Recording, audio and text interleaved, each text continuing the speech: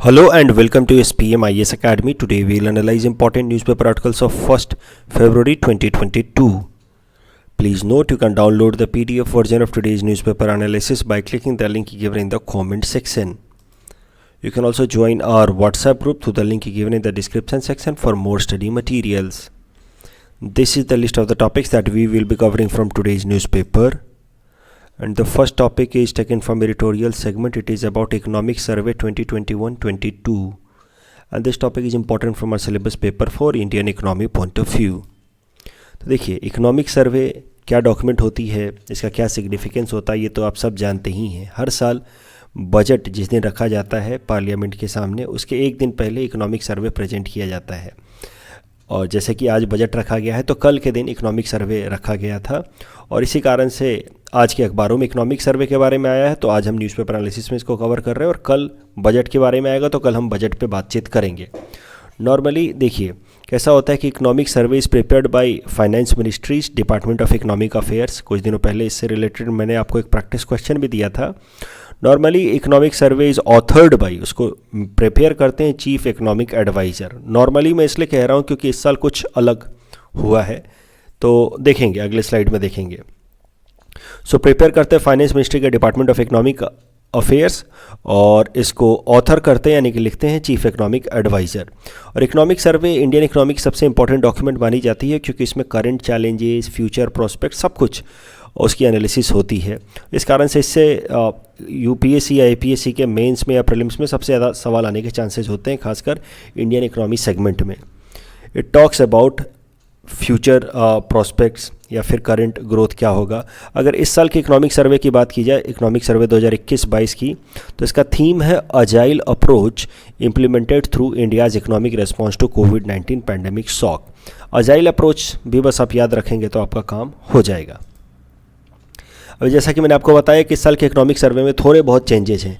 सबसे पहला चेंज, एक स्ट्रक्चरल चेंज की मैं बात कर रहा हूँ, नॉर्म्स को बदला है। सबसे पहला चेंज ये है कि हर साल आप जानते होंगे कि इकोनॉमिक सर्वे के 2 वॉल्यूम पब्लिश होते थे, वॉल्यूम 1 एंड वॉल्यूम 2। वॉल्यूम 1 में एनालिटिकल एस्पेक्ट होते थे, वॉल्यूम 2 में जनरली फैक्ट्स स्टैटिस्टिक्स होते थे। तो इस बार कैसा है कि दोनों वॉल्यूम को कंबाइन करके एक ही वॉल्यूम पब्लिश किया है और एक अलग से स्टैटिस्टिकल अपेंडिक्स निकाला इकोनॉमिक सर्वे ने। तो नॉर्मली देखिए जैसे 2020-21 की बात की जाए तो वॉल्यूम 1 के 368 पेज थे, वॉल्यूम 2 जो स्टैटिस्टिकल पार्ट होता था उसके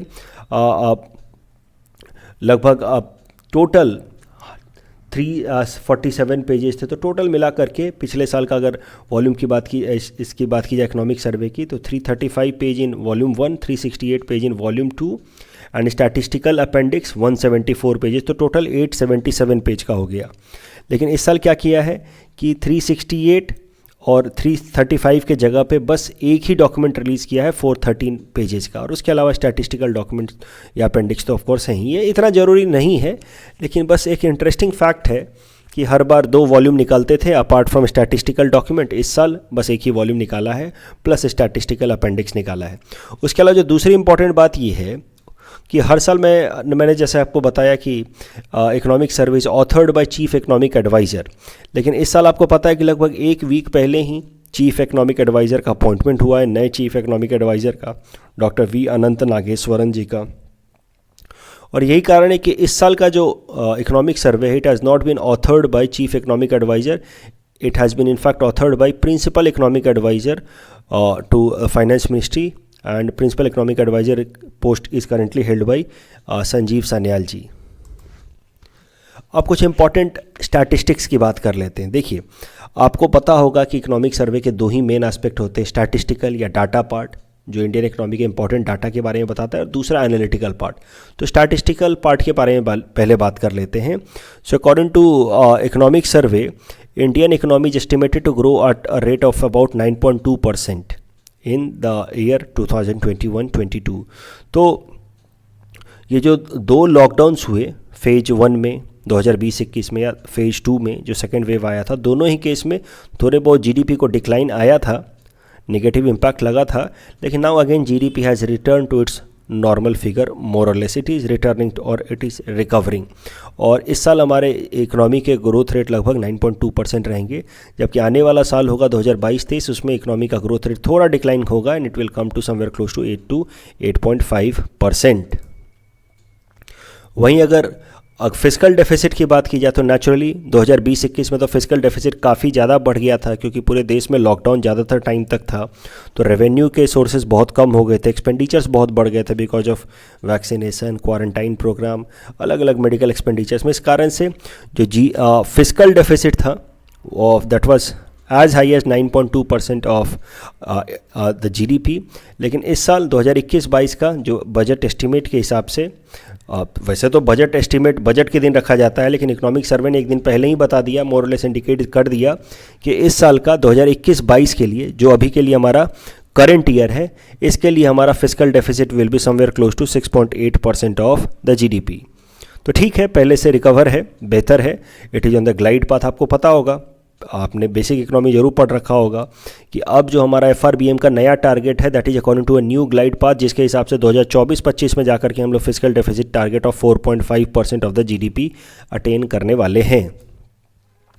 उसके अलावा अगर डेट टू GDP रेशियो की बात की जाए तो ये भी काफ़ी ज़्यादा बढ़ गया है। अगर सिर्फ भारत सरकार के डेट टू GDP की रेशियो की बात की जाए तो ये बढ़ करके 59.3% तक हो गया है। आपको याद होगा NK सिंह पैनल बैठाया गया था 2017 में टू स्टडी FRBM एक्ट, और NK सिंह पैनल ने क्या रिकमेंड किया था कि ओवरऑल सेंट्रल गवर्नमेंट की डेट टू GDP रेशियो को 49% से घटा के लगभग 40% तक लाना है बाय 2022-23। लेकिन यहाँ बिल्कुल उल्टा हो गया है, 40% से बढ़ के भारत सरकार की लगभग 49% से बढ़ के भारत सरकार की overall debt to GDP ratio पहुँच गई है 59.3%। And it is very natural, क्योंकि NK सिंह ने ये तो एक्सपेक्ट किया नहीं था कि कोविड आ जाएगा, उस कारण से फिस्कल डेफिसिट इतना ज़्यादा बढ़ जाएगा। तो जब फिस्कल डेफिसिट इतना बढ़ेगा तो naturally debt to GDP ratio भी तो सूट अप करेगा ना। तो यही कारण है कि 49% से घटा करके हमें 40% तक लाना था डेट टू GDP रेशियो, लेकिन एक्चुअली में डेट टू GDP रेशियो 49% से बढ़ करके 59.3% तक हो गया। तो इसका कुछ ना कुछ नेगेटिव इम्पैक्ट तो लॉन्ग रन में हमारे ऊपर दिखेगा ही। हमारा interest payment, overall interest liability हमारे ऊपर तो बढ़ेगा ही। लेकिन okay fine, what else could have done. आपको अगर याद हो तो मैंने एक आर्टिकल इस पर भी कवर किया था, जहाँ NK सिंह ने खुद एक आर्टिकल लिखा था इंडियन एक्सप्रेस में, कहा था कि हम मेरे रिकमेंडेशन को कोविड के टाइम में फॉलो करने की ज़रूरत नहीं है, there is no need to stick to my recommendations completely, because this is the time when the government need to go for expansionary approach. It needs to spend more and more money in order to recover the economy from the COVID shock. तो ये तो होना ही था, right. मतलब fiscal deficit बढ़ा है तो overall debt to GDP ratio तो बढ़ना ही था। इन लॉन्ग रन ठीक है, फिर से रिकवर करेंगे, बट ये एक आप कह सकते हैं कि कोविड-19 का हमारी इकोनॉमी पे लॉन्ग टर्म नेगेटिव इम्पैक्ट पड़ चुका है। अब ये 10% का जो डिफरेंस है डेट टू GDP रेशियो, ये इतना जल्दी तो मेकअप होने वाला नहीं। It will take at least 10-15 years to make up and reach to the pre COVID level, that is somewhere close to 49%, और 40% आने के लिए तो कम से कम 15-20 साल लग जाएंगे। ओवरऑल अगर बात की जाए सर्विस सेक्टर की, तो service sector has shown a good recovery. वैसे भी सर्विस सेक्टर को स्टार्टिंग में थोड़ा बहुत नेगेटिव इम्पैक्ट हुआ था, but last year service sector has recovered because after COVID pandemic, and service sector is expected to grow at a rate of 8.2%। तो ये सब कुछ मोटे मोटे डाटा याद रखिएगा, आंसर राइटिंग में आपको ये मदद करेंगे। उसके अलावा अगर इंडेक्स ऑफ इंडस्ट्रियल प्रोडक्शन की बात की जाए तो इसको बहुत ज़्यादा नेगेटिव इम्पैक्ट हुआ था द फर्स्ट लॉकडाउन में, यानी कि जो हमारी इंडस्ट्रीज़ हैं उनको बहुत ज़्यादा नेगेटिव इम्पैक्ट हुआ था फर्स्ट लॉकडाउन में। सेकेंड वेव में ज़्यादा इम्पैक्ट नहीं हुआ। इनफैक्ट अगर बात की जाए तो 2000 अप्रैल से लेकर के नवंबर 2021 तक, यानी कि सेकेंड वेव के टाइम में IIP वॉज -15.3%, जबकि look actually in the second wave, as I told you, in the second wave the impact was not very significant, right? और यही कारण है कि सेकेंड वेव के टाइम में, यानी कि अप्रैल से लेकर के नवंबर 2021 तक IIP has grown at a rate of +17.4%। तो इसकी तुलना में अप्रैल से लेकर के नवंबर 2020 की तुलना में अप्रैल से लेकर के नवंबर 2021 में हमारा IIP लगभग 17.4% बढ़ा है। इसके पीछे बेस इफेक्ट भी कारण है। I hope you understand base effect, क्योंकि पिछले साल अप्रैल से लेकर के नवंबर 2020 तक में हमारा इकोनॉमी पूरी तरह से लॉकडाउन के फेज से गुजर रहा था और उस टाइम में आईआईपी वाज -15.3%। यहाँ देखिए इतना नीचे है, तो नेचुरली नेक्स्ट ईयर तो ज़्यादा दिखेगा ना। This is how IIP appears to be 17.4% growth year on year from April to November 2021 as compared to April to November 2020. Next is about social expenditure. तो सोशल एक्सपेंडिचर मतलब expenditure on health, education, other social services. तो ये इसमें एक important data है जो आप अपने आंसर राइटिंग में कहीं कोट कर सकते हैं कि social expenditure by central and state government combined has been increase from 6.2% of the GDP in the year 2014-15 to about 8.6% of the GDP in the year 2021-22 as per the budget estimate. उसके अलावा जल जीवन mission के अंतर्गत 83 ऐसे districts हैं हमारे देश में जो हर घर जल डिस्ट्रिक्ट हो चुके हैं, मतलब यूनिवर्सल वहाँ पे कवरेज हो चुका है। तो ये तो मैंने आपको कुछ दिनों पहले जल जीवन मिशन का पूरा एनालिसिस करके बताया ही था कि हरियाणा, गोवा, तेलंगाना जैसे स्टेट जो हैं यूनिवर्सल कवरेज दे चुके हैं। उसके अलावा अगर बैंक्स की बात की जाए, शेड्यूल कमर्शियल बैंक्स की, तो उसमें एक इम्पॉर्टेंट डाटा ये है कि NPA of scheduled commercial banks, gross NPA of scheduled commercial banks have come down from 11.2% to 6.9%. It is an encouraging fact. It's a good indicator for overall banking sector health. तो ये data important है, इसको आप याद रख सकते हैं कि gross NPA of scheduled commercial banks has come from 11 to down to 11 to 7%. उसके अलावा फॉरेक्स रिजर्व, ये भी एक इंकरेजिंग बात है कि इंडिया का फॉरेक्स रिजर्व अब दुनिया का चौथा सबसे बड़ा फॉरेक्स रिजर्व बन चुका है। वी हैव सरपास्ड रसिया। सो हम हार्डली चाइना, स्विट्ज़रलैंड ऐसे देशों के ही बस पीछे हैं। तो हमारा forex reserve by December 2021 was as high as up to $633 billion. उसके अलावा अगर इन्फ्लेशन की बात की जाए तो इन्फ्लेशन में एक बिजार ट्रेंड आपको देखने को मिला है, ऐसा इकोनॉमिक सर्वे बताता है कि WPI inflation was as high as 13.6% in the month of December 2021, जबकि CPI was as expected in the range of 2 to 6%, that is somewhere it was 5.6%, थोड़ा हाइयर साइड में था लेकिन ये 6% से कम था। तो इन दोनों के बीच में ये डाइवर्जेंट रिलेशंस को एक्सप्लेन किया है इकोनॉमिक सर्वे ने कि आखिर ऐसी क्या बात हो गई कि WPI is as high as 13.6 जबकि CPI इज ओनली 5.6। तो WPI के इतना ऊंचा होने के पीछे, 13.6 होने के पीछे कारण है बेस इफेक्ट। आप देखो लॉकडाउन वाला जो टाइम था 2020 का, उसमें WPI निगेटिव में चला गया था, माइनस में, यानी कि महंगाई कम हो गई थी WPI के बेसिस पे अगर बात की जाए तो। वो इसलिए क्योंकि अब ध्यान से समझिए, जब लॉकडाउन लगा तो कंज्यूमर गुड्स तो हम लोग फिर भी इस्तेमाल कर रहे थे, राइट। बिस्किट, साबुन, तेल, ये सब तो हम लोग खरीद ही रहे थे, जो कंज्यूमर गुड्स होता है, जो CPI में आया जाता, कम अकाउंट किया जाता है। लेकिन जो होल सेल लेवल पे गुड्स थे उनकी डिमांड एकाएक से कम हो गई थी, तो उनकी प्राइस भी एकाएक से कम हो गई। तो आपको याद होगा उस टाइम में मैंने न्यूज़पेपर एनालिसिस में कराया था कि कैसे वेस्ट टेक्सास इंटरमीडिएट के जो क्रूड ऑयल हैं वो निगेटिव में बिक रहे हैं, और उस टाइम में इतना न्यूज़ में आया था कि UPSC में उस पर PT में सवाल भी पूछ लिया।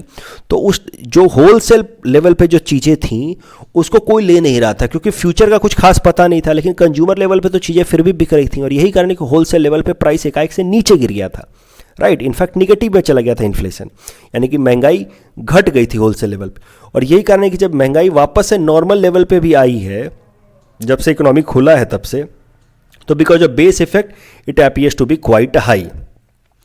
तो अगर बात की जाए तो देखिए पेट्रोल, जैसे अगर आपको CPI और WPI के बीच का अंतर समझना है तो CPI में क्या आएगा, पेट्रोल और डीजल, जबकि WPI में क्या आएगा, क्रूड ऑयल।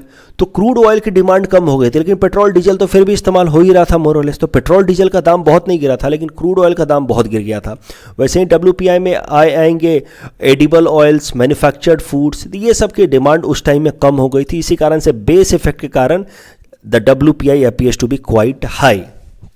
जबकि CPI की बात की जाए तो CPI थोड़ा बहुत कम ज़्यादा होता रहा, लेकिन इतना ज़्यादा कम नहीं हुआ था कि एकाएक से जब नॉर्मल हो तो रिकवर होने के बाद वो बेस इफेक्ट के कारण बहुत ज़्यादा दिखे। तो सरल सा जवाब ये है कि this excessively high WPI appears because of base effect, क्योंकि लॉकडाउन के टाइम में कंज्यूमर आइटम्स के दाम उतने नहीं गिरे थे, लेकिन होलसेल आइटम्स के दाम बहुत ज़्यादा गिर गए थे।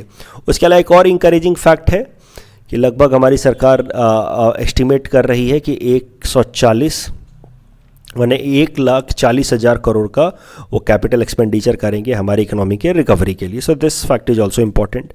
अब एक बात आपको ध्यान से समझनी स्टूडेंट्स, हर साल मैं न्यूज़पेपर के अंदर इकोनॉमिक सर्वे का जो स्टैटिस्टिकल एस्पेक्ट है वो कवर करता हूँ, लेकिन इकोनॉमिक सर्वे का जो एनालिटिकल एस्पेक्ट है जो इस साल के 11 चैप्टर्स में उन्होंने कवर किया है, जैसे ये 11 चैप्टर्स, ये मैं न्यूज़पेपर एनालिसिस में कवर नहीं करता हूँ। जो मेरे पुराने स्टूडेंट हैं वो जानते होंगे, क्योंकि ये 11 चैप्टर्स मुझे पढ़ाने में कम से कम 4, साढ़े 4, 5 घंटे लग जाते हैं। तो इसी कारण से ये सारे चैप्टर्स यहाँ न्यूज़पेपर एनालिसिस में तो करना डिफ़िकल्ट है, लेकिन इनका जिक्र मैं अलग अलग एनालिसिस में करता रहूँगा। जैसे आपने सुना होगा, मैं जब भी न्यूज़पेपर एनालिसिस करता हूँ तो कुछ ना कुछ पुरानी बातें कि इस इकोनॉमिक सर्वे ने कहा, तो वैसे करता रहूँगा। उसके अलावा जो मेरे क्लासरूम स्टूडेंट्स हैं उनके लिए मैं बता रहा हूँ कि आपको ये 11 चैप्टर्स की एनालिसिस मैं क्लासरूम के अंदर दूंगा। एक स्पेशल क्लास रखी जाएगी 4, साढ़े 4 घंटे की, जिसमें मैं इकोनॉमिक सर्वे एनालाइज करूँगा। बाकी सारे स्टूडेंट्स को भी ये मैं रिकमेंड करूँगा कि एक बार आप ये analytical aspect of economic survey खुद से भी पढ़ लीजिए, 11 चैप्टर्स खुद पढ़ लीजिए, कम से कम इसका समरी पढ़ लीजिए, क्योंकि मेयरली नोइंग स्टैटिस्टिकल एस्पेक्ट जो भी मैंने डिस्कस किया वो काफ़ी नहीं है, क्योंकि स्टैटिस्टिकल एस्पेक्ट कहीं ना कहीं आप आंसर राइटिंग में सप्लीमेंट्री की तरह इस्तेमाल करेंगे, लेकिन ये सारे जो एस्पेक्ट्स हैं एनालिटिकल एस्पेक्ट, इससे आपसे सीधे सीधे सवाल पूछे जा सकते हैं।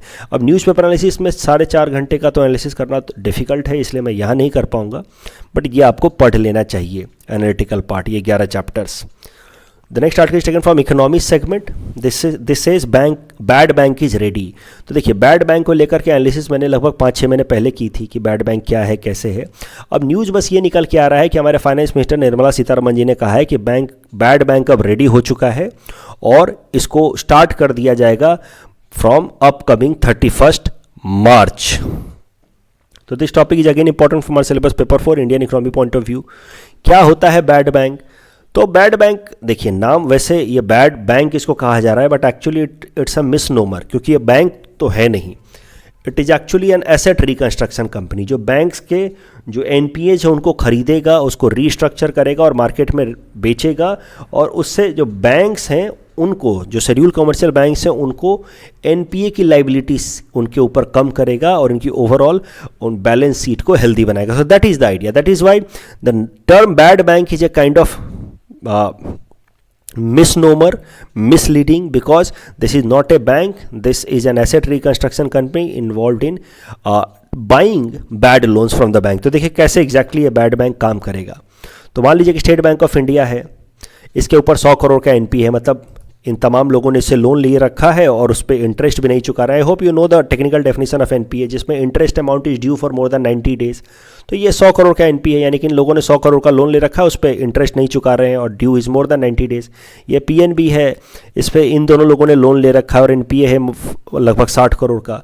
अब सरकार ने क्या किया है, एक बैड बैंक बनाया है। मान लीजिए एक बैड बैंक है, ये बैड बैंक जो है वो ये लोन जो एनपीए है या बैड लोन है वो स्टेट बैंक ऑफ इंडिया से खरीद लेगा थोड़े से डिस्काउंटेड रेट पे। मान लीजिए कि 100 करोड़ का लोन है, खरीदेगा 80 करोड़ पे। ये इस पीएनबी से यही बैड लोन या एनपीए खरीद लेगा डिस्काउंटेड रेट, मान लीजिए 60 करोड़ का लोन है, 50 करोड़ पे खरीद लेगा। और अब ये जो बैड बैंक है वो इन लोगों से पैसे वसूल करेगा, ना कि बैंक्स। तो ये जो कंपनी है ये इसका काम होगा इनसे अब वापस से रिकवरी करना। और इससे फ़ायदा क्या हुआ कि बैंक्स हमारे इन तमाम कामों से फ्री हो गए। देखिए banks do not specialise in recovery of loans, right, या asset reconstruction. I hope asset reconstruction का कॉन्सेप्ट क्या है आप समझते हैं कि भाई बैंक जब भी लोन देता है तो कुछ ना कुछ एसेट के बदले में लोन देता है कि अगर तुम पैसा नहीं चुकाते हो तो तुम्हारी ये फैक्ट्री, ये ज़मीन, ये इंडस्ट्री हमारी हो गई। लेकिन अब वो फैक्ट्री या ज़मीन को लेकर के बैंक करेगा क्या, वो मशीन को लेकर के बैंक करेगा क्या? तो बैंक उसको लेकर के ऑक्शन करता है, राइट। तो बैंक का इसमें बहुत सारा टाइम और रिसोर्स खर्च होता है।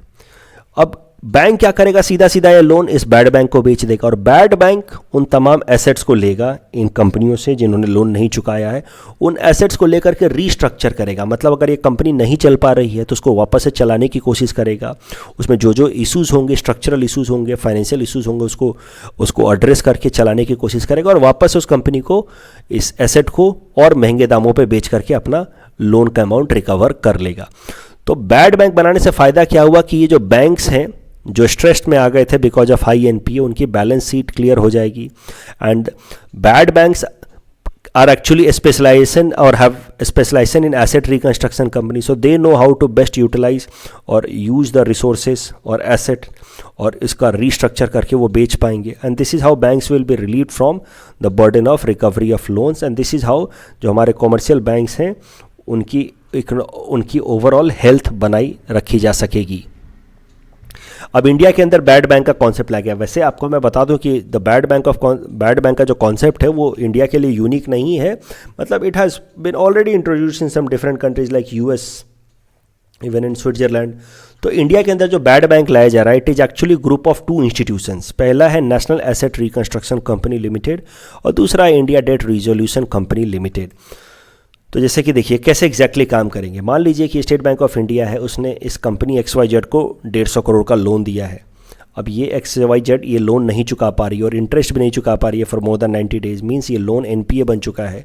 अब इस केस में स्टेट बैंक ऑफ इंडिया क्या करेगा कि इस बैड बैंक जो ओवरऑल इंस्टीट्यूशन, इसका जो पहला ऑर्गेनाइजेशन है national asset reconstruction company limited, उसको ये एसेट बेच देगा थोड़े डिस्काउंटेड रेट पे. तो हो सकता है कि 150 करोड़ का लोन है लेकिन उसको 100 करोड़ में बेच दे. अब यहाँ पे आपको थोड़ी एक बात समझनी है स्ट्रक्चरल एनालिसिस कि जो 100 करोड़ में बेचेगा तो इसके बदले में NARCL इसको हाथों हाथ 100 करोड़ रुपये नहीं देगा. जो भी अमाउंट जिसमें बेचा जा रहा है उसका बस 15% अमाउंट अप फ्रंट मिलेगा, यानी कि 100 करोड़ का 15% 15 करोड़ मिलेगा. और फिर क्या होगा कि इस कंपनी XYZ के जो भी एसेट इस लोन के अगेंस्ट रखे गए थे मॉर्टगेज पे, वो एसेट को ये दूसरा organisation India debt resolution company organisation इसको अक्वायर करेगा और उसको फिर रीस्ट्रक्चर करके बाहर मार्केट में बेचने की कोशिश करेगा. मान लीजिए कि 100 करोड़ में खरीदे थे तो 120 करोड़ में बेचने की कोशिश करेगा. इस ओवरऑल बैड बैंक को 20 करोड़ का मुनाफा हो जाएगा. और उसके बाद ये जो ऑर्गेनाइजेशन है ये 85 करोड़ रुपीस, जो बचा हुआ 85 करोड़ रुपीस था वो पे करेगा. लेकिन ये 85 करोड़ रुपये पे करने का जो टाइम लिमिट है वो 5 साल का है. अब ज़रा ध्यान से समझिए इसमें होगा क्या. एक्चुअली में 15 करोड़ एक बार में दे दिया जाएगा और बचा हुआ 85 करोड़ के लिए एक सिक्योरिटी दी जाएगी, सिक्योरिटी पेपर. जैसे GSEC होता है, ट्रेजरी बिल होता है, कॉमर्शियल बिल होता है, वैसे ही NARCL विल गिव 85 करोड़ का सिक्योरिटी बिल जो कि 5 साल में जिसका पेमेंट ड्यू होगा. तो 5 साल में इसे 85 करोड़ 5 साल में मैच्योर होने वाला सिक्योरिटी बिल का 85 करोड़ का ये NARCL इसको दे देगा स्टेट बैंक ऑफ इंडिया को. अब ये security bill state bank of India अपने साथ तक 5 साल तक रख सकता है और 5 साल बाद इनसे 85 करोड़ ले सकता है या इसको लेकर के सेकेंडरी मार्केट में बेच सकता है. ठीक वैसे ही जैसे ट्रेजरी बिल या कॉमर्शियल बिल सेकेंडरी मार्केट में खरीदे बेचे जाते हैं, ठीक वैसे ही जैसे शेयर्स जो होते हैं वो सेकेंडरी मार्केट में खरीदे बेचे जा सकते हैं. तो इस कारण से एक नई बात निकल के आ रही है कि ये जो सिक्योरिटी है जो NARCL देगा 85 करोड़ की 5 साल की मैच्योरिटी वाली, सेकेंडरी मार्केट में बिकेगी, वो सिक्योरिटी को रेगुलेट करने वाला ऑर्गेनाइजेशन है SEBI. जबकि ओवरऑल बाकी सारे जो स्ट्रक्चर हैं जैसे बैड बैंक की एक्टिविटी, एसेट को टेक ओवर करना, रीस्ट्रक्चर करना, वो अंडर आएगा regulation of RBI. And that is why this overall system of bad bank is leading to a kind of dual control which is a new criticism of bad bank concept. कि ये इसमें जो security दिया जा रहा है ये तो SEBI रेगुलेट करेगा जबकि बाकी सारा जो एक्टिविटी है वो RBI रेगुलेट कर रहा है. So this is how this bad bank concept is being criticised for having dual structure या dual regulation. The next article is taken from Assam segment is about PM mentioning rhino conservation in Mann Ki Baat. तो this topic is important from our syllabus paper 6 Assam issues point of view. देखिए rhino conservation को लेकर के मैंने detailed analysis की थी कुछ दिनों पहले, जहाँ पे मैंने आपको बताया था कि हमारे स्टेट आसाम के अंदर पिछले साल 2021 में बस एक राइनो पोचिंग हुई है which is matter of pride, right, या प्राइड कह लीजिए या ऑफकोर्स मैटर ऑफ रिलीफ कह लीजिए कि भाई अब हमारे यहाँ पे पोचिंग बहुत कम हो गई. एक वक्त ऐसा था जो एक साल में 27 पोचिंग हुआ करती थी, घटकर 1 तक हो चुकी है. तो ये डिटेल एनालिसिस में ऑलरेडी कर चुका था, राइट. क्या क्या एक्शंस लिए गए हैं, तो सैटेलाइट फ़ोन्स लगाए गए, मानस के अंदर राइनो कंजर्वेशन प्रोग्राम चलाया गया, तो बहुत सारी चीज़ें मैंने बताई. फ्लड के टाइम में राइनोज़ को बचाने के लिए हाईलैंड्स बनाए गए, ये सब बताया था मैंने. अभी हाल फिलहाल में डेवलपमेंट ये हुई है कि हमारे प्रधानमंत्री नरेंद्र मोदी जी जो पिछले संडे को मन की बात हुई है उसमें इस राइनो कंजर्वेशन प्रोग्राम और इसके सक्सेस का जिक्र किया। उन्होंने कहा कि असम की संस्कृति जिस गेंडे की इतनी बड़ी महिमा है उसे भी संकट का सामना करना पड़ता था। इस चुनौती से निपटने के लिए पिछले 7 वर्षों में असम सरकार के विशेष प्रयासों से गेंडे के शिकार के खिलाफ एक विशेष अभियान चलाया गया। पिछले 22 सितंबर को वर्ल्ड राइनो डे के मौके पे फिर ये एक इम्पॉर्टेंट अनाउंसमेंट किया गया था। तो देखिए एक इम्पॉर्टेंट फैक्ट, मैंने तो वाकई तमाम चीज़ें बता दी थी कि क्या क्या स्टेप्स लिए गए हैं राइनो कंजर्वेशन के लिए, लेकिन एक इम्पॉर्टेंट फैक्ट जो आज के न्यूज़पेपर एनालिसिस में आया है जो पहले मैंने आपको नहीं बताया था, वो आपको ध्यान रखना है कि राइनो कंजर्वेशन के लिए Assam government started special force जिसका नाम है special rhino protection force and this was started in 2018। तो कभी भी राइनो कंजर्वेशन प्रोग्राम पे सवाल आ जाए तो स्पेशल राइनो प्रोटेक्शन फोर्स का नाम भी आपको लिखना है। The next article is taken from Assam segment once again. It is about Karm Shri Award and this topic is important from our syllabus paper 6 Assam issues point of view, also important from our syllabus paper 5 ethics and integrity point of view.